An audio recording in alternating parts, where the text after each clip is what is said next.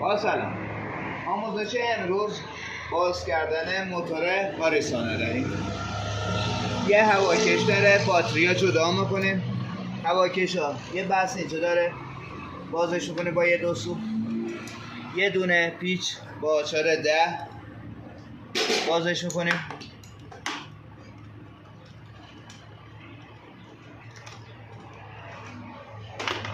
این سرش با یه آچار ستاره‌ای بازش کنیم و هواکشا بیرون میکشیم.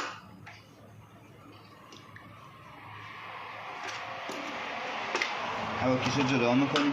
یه دونه این مال بخاره روغن هست، بیرون میکشیم به این شکل.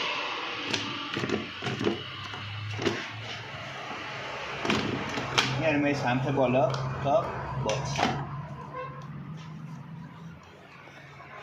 سیم گاز رو جدا میکنیم به این شکل. اهرمش کنه رو بالا، یه سمتش درش میاریم، بیرونش میکشیم. یه لوله هست مال بوسته که جداش میکنیم، میمونه خود منیفول. مثلا هوا باره بیرون میکشیم. با فشار دادن این سوکتا به راحتی بیرون میاد به این شکل. بیرونشون میکشیم. شرنگ بنزین رو جدا میکنیم.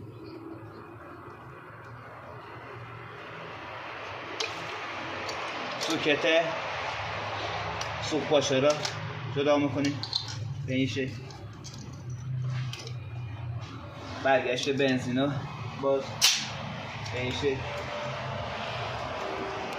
این شرنگ گاز بود، ریل گاز بود، جداش میکنیم.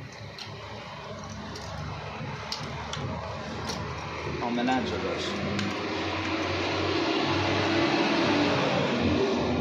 بریم برای باز کردن منیفول.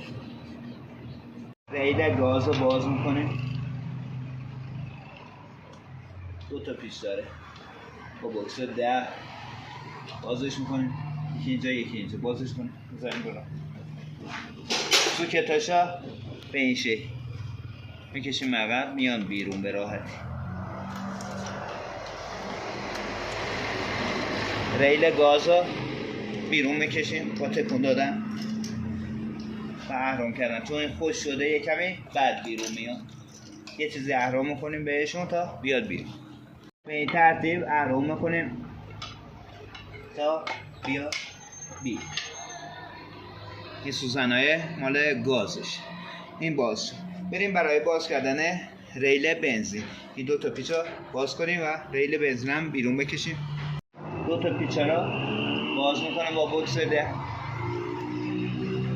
سوکتاشا هر 4 تا را در میاره. 4 تا سوکت داره، 2 تا این طرف 2 تا می طرف. ریلا جداش میکنیم.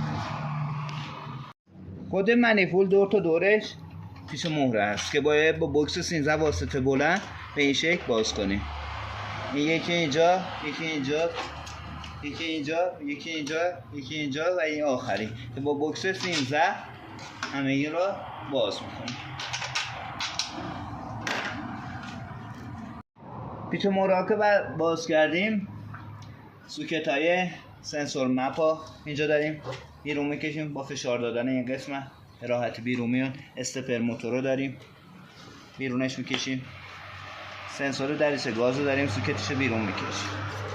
کاملا جداش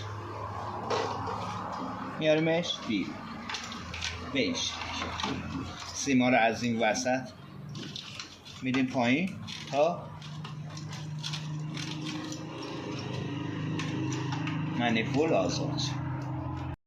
وایر شمع رو جدا میکنیم. 4 تا دونه وایر شمع داره، جداشون میکنیم.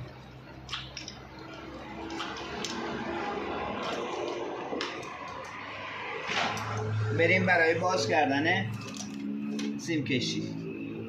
سیمای استارت رو داریم، کوئل دوبل داریم، سنسور ضربه رو داریم و سیمای دینامو و فیش فشنگی روغن. با فشار دادن خار میشه فیش راحت در بیاریم. این هم به این شکل. این قسمت رو فشار میدیم تا سوکت کوئلم بیرون بیاد. به این شکل با آچار 13 یه دونه سیم برق داره، به استارت بازش میکنیم، سیمشو بیرون میکشیم،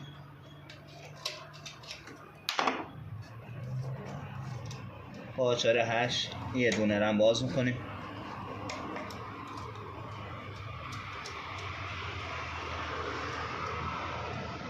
سیمشو بیرون باز میکشیم.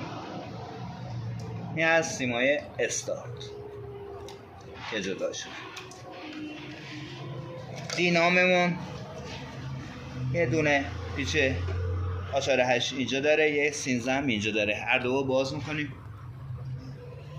سیم کشی رو باز کردیم، بریم سراغ رادیاتور.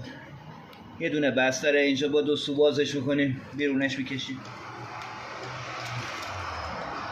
یه دونه جنت هم پایین داره که بازش میکنیم و باز بیرونش میکشیم. اینو یه دونه ای بالا داره که با هم برده است، بس چه فشار میدیم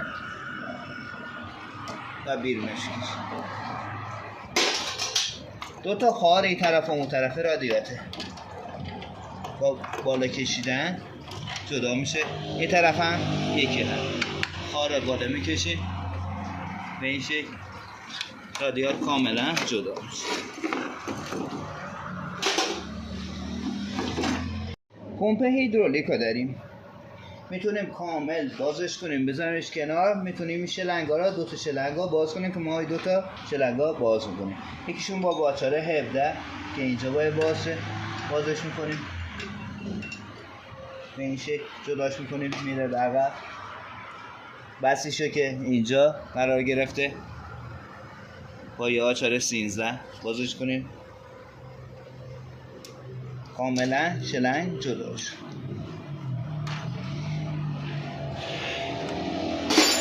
یه لوله برگشت داریم که به این شکل میکشیمش بیرون، با چرخوندن شلنگ هیدرولیک رو بیرون میکشیم، میذاریم تا روغنش داخل یه بطری تخلیهش. این هم از باز کردن لوله های پمپ هیدرولیک. بریم برای مرحله بعد. تقریبا بالا باز شد، جنتا باز شد، جنت بخاری ها باز شد، رادیات باز شد، سیم کشی باز شد، منیفول باز شد، اگزوزش باز شد، دست موتور فقط مونده و محک دنده هاش که محک دنده ها را به این شکل باید بیرون بکشیم. با یه آچاره یه سری 16 زیرش رو اهرام میکنیم، به راحتی بیرون میاد. 3 تا دونه محک داره، هر 3 را با یه آچاره 16 بیرونشون بکشیم. نیش 2 تا یه دونه بلند هم داره، نیش جدا شد. بریم برای زیر موتور بیرون کشیدن پولوس و دست موتور پایین. بریم برای باز کردن. سینه زیر موتور رو باز کردیم، کمپرسور کولر رو باز کردیم، دست موتور پایین و 2 شاخه رامو کاملا از اینجا باز کردیم، پولوسا رو بیرون کشیدیم، کاملا پولوسا بیرون کشیده شده، آماده پایین گذاشتنه. یا با جعبه صغیر میشه بذاریش پایین، یا از زیر با 2 تا جک به راحتی میشه موتورا بیاری پایین. این هم از پیاده کردن موتور آریسا. امیدوارم از این آموزش خوشتون اومده باشه.